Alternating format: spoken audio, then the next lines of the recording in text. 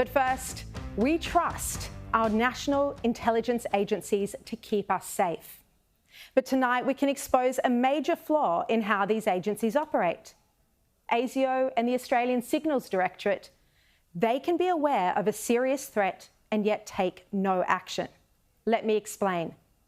In recent weeks, thanks to Senator James Paterson, we've learned that over 900 Chinese security cameras have been installed in 250 government buildings, 88 politicians' offices, and even thousands more in critical infrastructure.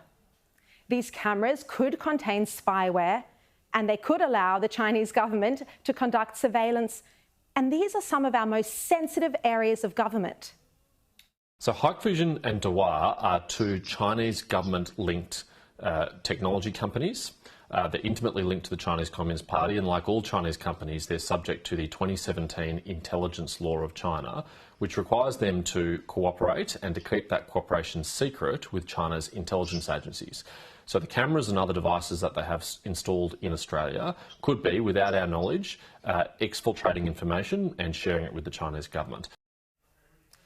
It's still shocking. This revelation was so concerning that the Defence Minister Richard Marles, the moment he heard about it, ripped the cameras out of government buildings immediately. We're going through the process in a sober, calm way, and we're going to remove what cameras exist. The alarming thing is that America and the United Kingdom had already banned Hikvision and Dahua from being used in their sensitive buildings. That ban took place in November last year, months ago. So the question is, why were these cameras, and why are they, still being used in our critical infrastructure, our sensitive government departments, when they've been banned by our closest allies? Were our spy agencies perhaps not across the dangers of using these Chinese cameras? It turns out they were. Here's the boss of ASIO, Mike Burgess, answering questions in Senate estimates from James Paterson on this issue. So Hikvision and Dahua are two Chinese government-linked technology companies. They're intimately linked to the Chinese Communist Party, and like all Chinese companies, they're We'll bring you that grab in a moment. So in Senate estimates, Mike Burgess admitted that he did know about the concerns that these Chinese cameras pose in our sensitive government buildings, and he said that ASIO didn't have any within their buildings. So if our spy agencies knew about the concerns, why didn't they do anything about it? Why did they not alert politicians and departments to this concern held by America, held by the United Kingdom, that the Chinese Communist Party could be spying on them through surveillance cameras? Have you provided any advice to other agencies or departments of government about risks posed by companies like these? Not that I'm aware of, Senator. Of course, I understand where you're going with your concern.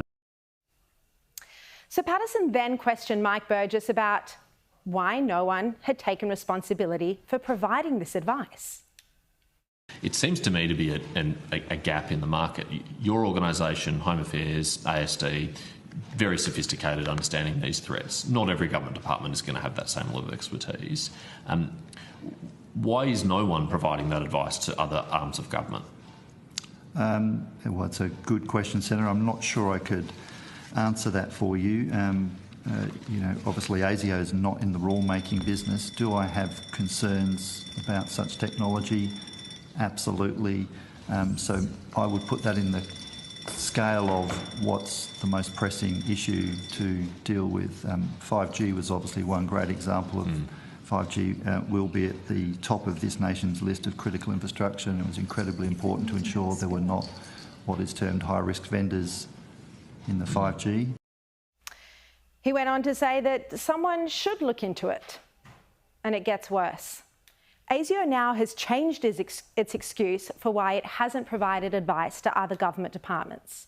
First, it said the Chinese spyware wasn't front of mind, and now ASIO says that it's actually not their job.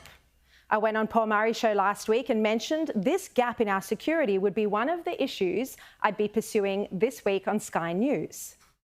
What is so concerning, Paul, is that even though ASIO didn't use these cameras because they knew they were a threat in their own offices and in the Home Affairs offices, they never told all the other government departments. They didn't tell the MPs. And this is fundamentally what is the problem with Australia's approach to national security. There's no overarching body who makes sure that we're not vulnerable.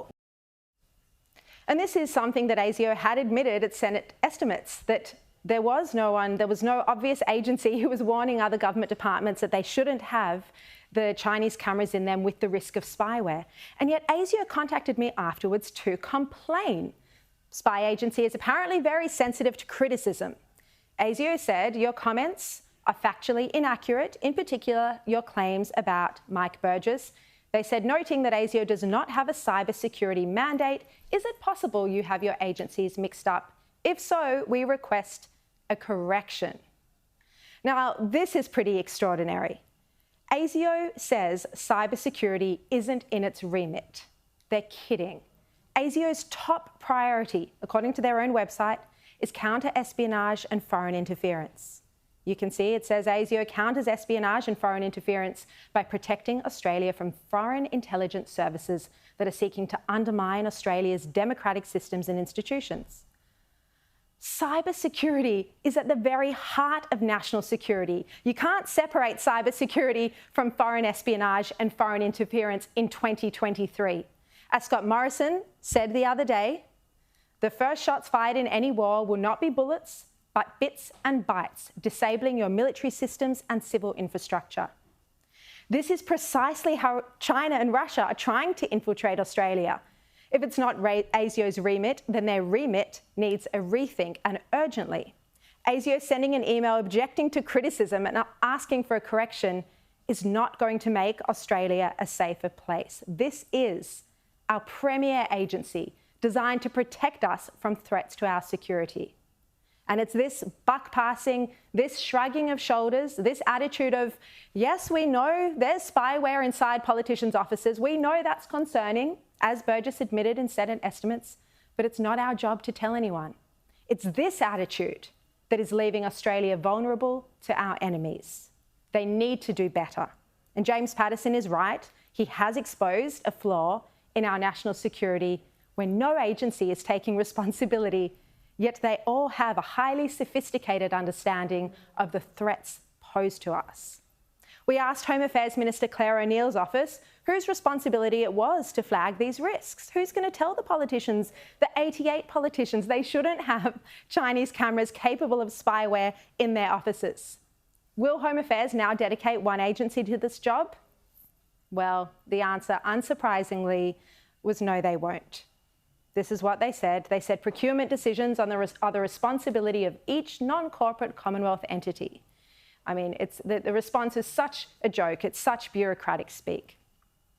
What's worse, while the Australian government knows about the ban in America and the UK, still no decision has been taken here to ban the same high-risk cameras and other technology from being used in our sensitive areas.